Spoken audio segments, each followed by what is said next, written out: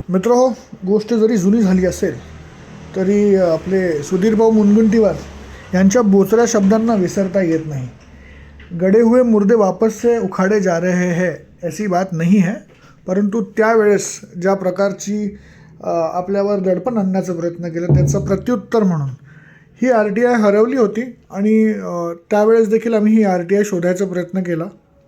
Covid काळात चंद्रपूरमध्ये किती होमिओपॅथिक, किती आयुर्वेदिक, किती MBBS डॉक्टरांनी सेवा दिल्या असं RTI आम्ही आपण बघू शकता 2022मध्ये केलं होतं. त्याचं उत्तर म्हणून आपल्याला तिकडून असं उत्तर येतं आहे की बघा किती डॉक्टर आहेत BHMS ह्याच्यात आपल्याला बघता येईल.